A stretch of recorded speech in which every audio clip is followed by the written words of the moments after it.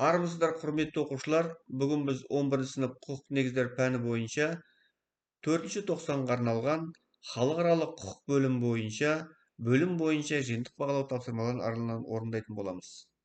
Алдарыңызда тақырып бізде халықаралық актілер негізінде Қазақстан Республика азаматтары құқығының жүзеге асырылуы, оқу мақсаты, бағалау критериялары белгіленіп тұр.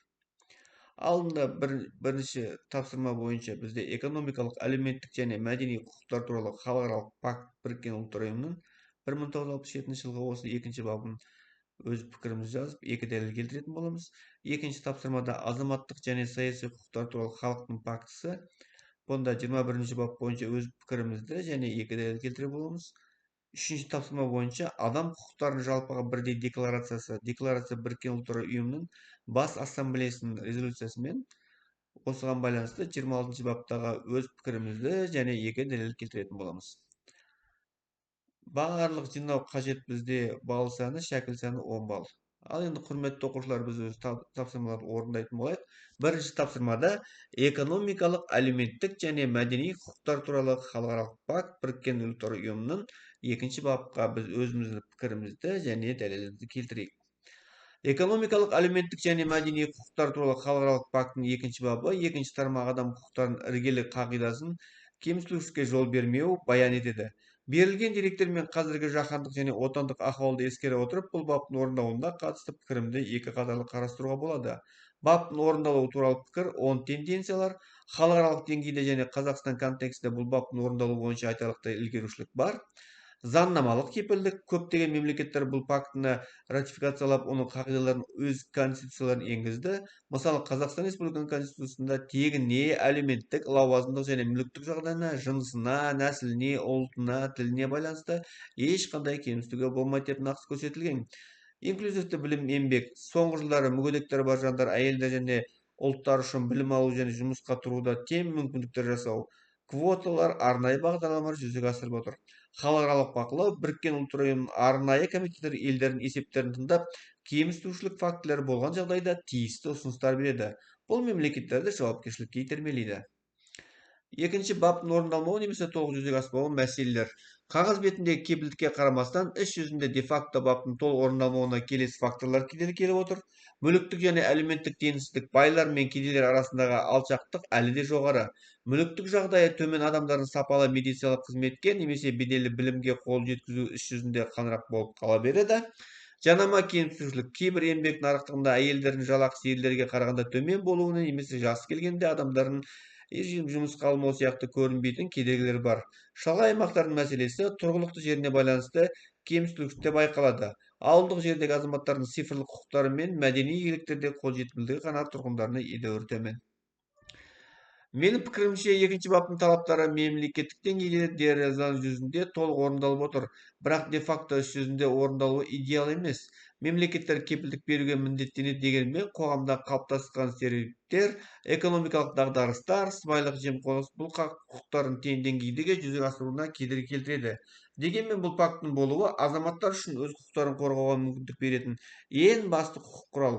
Бұл баптың толық орындалуы тек заңға емес, әрбір азаматтың құқықтық мәдениеті мен мемлекеттің экономикалық әлеуетіне тікелей байланысты. Екінші тапсырмада азаматтық және саяси құқықтар туралы халықаралық пактінің 21-ші бабында көрсетілген өз пікірімізді және екі дәлел келтіретін боламыз. Бірінші дәлел заңнамалық прогресс және хабарлама беру тәртібі орындалуы. 2020 жылы Қазақстанда бейбіт жиналыстарды ұйымдастыру және өткізу тәртібі туралы жаңа заң қабылданды. Бұл фактідегі заңмен көзделген жағдайлар реттеудің айқын мысалы. Негіздеме бұрынғы рұқсат алу жүйесінен хабарлама беру жүйесіне көшу жүзеге асты. Енді азаматтар жиын өткізу үшін биліктер рұқсат етпей, тек хабардар етеді. Бұл фактіде айтылған демократиялық қоғамдағы еркіндік принципіне сәйкес келеді. Екінші дәлел арнайы орындар мен техникалық шектеулер. Орындалмауы немесе шектеулі. Фактіде жиналыстарды шектеу тек қоғамдық қауіпсіздік, басқалардың құқығын қорғау үшін қажет болғанда қолданылуы тиіс деп жазылған. Алайда тәжірибеде бұл шектеулер кейде кеңінен қолданылады. Негіздеме жергілікті билік органдарында бейбіт жиналыстарды өткізу үшін тек арнайы белгіленген орындарда, көбіне қала орталығының қашық саябақтар немесе алаңдар ұсынады. Егер азаматтар өзінің халықпен көп шоғырланған жерде жеткізгісі келсе, бұл қоғамдық тәртіп бұзу ретінде бағаланып тыйым салынады. Сонымен қатар жиын өтетін күні жөндеу жұмыстары немесе басқа мәдени шаралардың кенеттен пайда болуы сияқты техникалық себептерден бас тарту жиі кездеседі. Бұл пактың рухына негізсіз шектеме болып толық сай келмейді, құрметті оқушылар. Берілген баптың мазмұны бойынша бейбіт жиналыс өткізу адамның табиғи құқығы. Қазақстан заң жүзінде бұл құқықтанып рәсімдері жеңілдеткенмен іс жүзінде жиналыстың өтетін орны мен уақытына қатысты мемлекеттік бақылау әлі де басым. Пактының талабын толық орындау үшін қауіпсіздік деген желеумен жасалатын шектеулер шынайы демократиялық қажеттілікпен пара-пар болуы тиіс. Үшінші тапсырмада біз адам құқықтары жалпыға бірдей декларациясының 26 бабын өз пікірімізді және екі дәлел келтіретін боламыз. Адам құқықтары жалпыға бірдей декларациясының 26 бабы білім алу құқығы адам дамуының негізгі шарты ретінде бекітеді.